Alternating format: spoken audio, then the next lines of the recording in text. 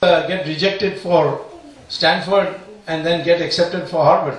You know, I've seen this happen. So I would say these events, where they are outside your control, when they are beyond your control, then of course you have to take an even attitude. You go to the airport, you are stuck 5 hours, you don't curse the airline for it. Just sit and, you know, have a good nap or something. But you have to develop that attitude. But unfortunately, we Indians have one big disease in our mind called what if.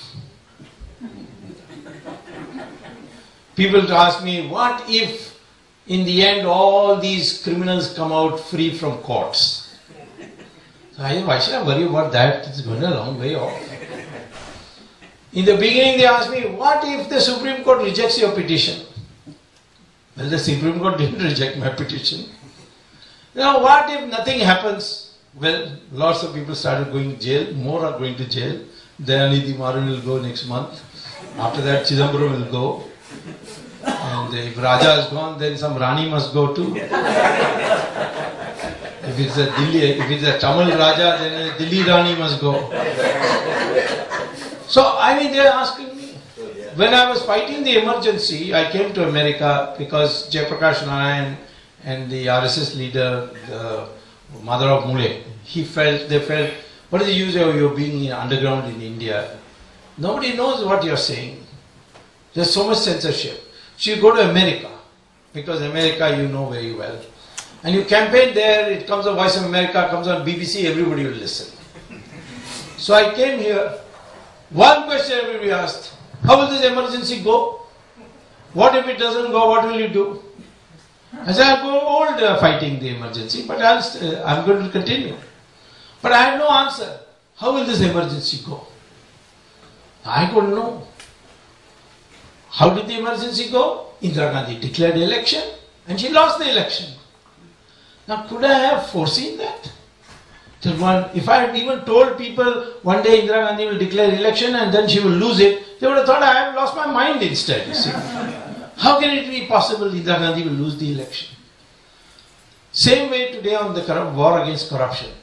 In the beginning they said nothing will happen. It's all drama. Ultimately now there's a lot of excitement. Now they've gone to the other extreme. Isko kyun nahi pakda, usko kyun nahi pakda. You know, why the Ambanis out? Why are these people out? Why they put them all in? Now it's a very tough task, you see, because when I go to court, the room is not bigger than this. This is a trial court, you know. I'm not talking about the Supreme Court, I'm talking about the trial court. Trial court is only as big as this. And we have got already 23 accused, all top people. They bring in, each of them bring 10 lawyers. There are 250 lawyers screaming away. And I and the CBI alone standing here, you see. I must say the judge is very good.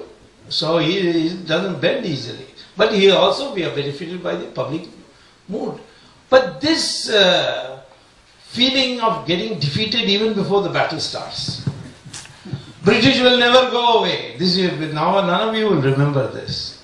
Read Times of India editorial of 1944. I think the month was June and the date was 21st. What did it say? Gandhi is a joker. He's made a mess because the Quit India movement had failed. And Britain was winning the war. So everybody thought, oh, now Churchill will become re-elected Prime Minister and Britain will continue to rule India for 1,000 years, which is what the British were saying. What happened? Churchill was defeated in the election and Attlee was elected.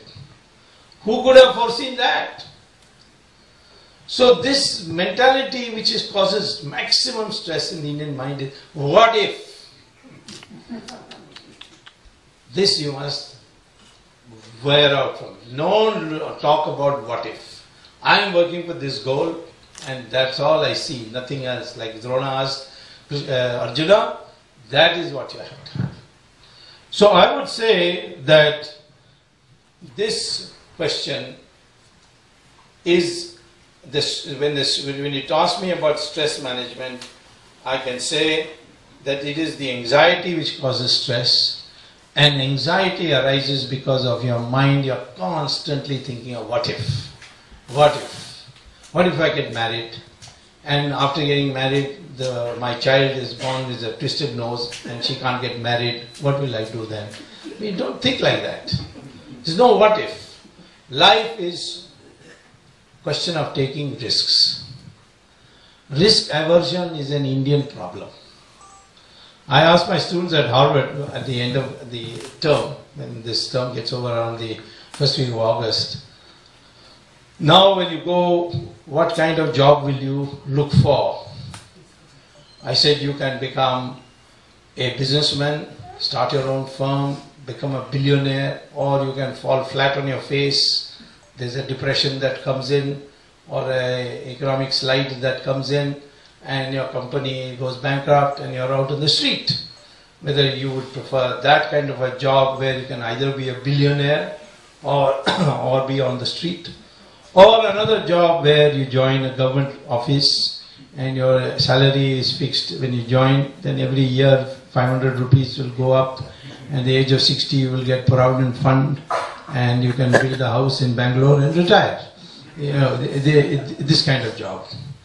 Now, the American students will all ask me, what's the probability that I'll fall flat on my face? What's the risk there? 90% of the students will say, I want the first job. When I tell them, but that is guaranteed poverty, why do you want that? They said, at least it is guaranteed, that is why we want it. That mentality, we Indians have to get rid of. You got to take risk. And if you got to take risk, you can't have anxiety. What will be the outcome? What if this happens? What if that happens? No. This is precisely what Gita tells you. You have freedom essentially for action. How do I then decide what to do? Here again, Krishna's last shloka on chapter 16. In chapter 16, shloka 24,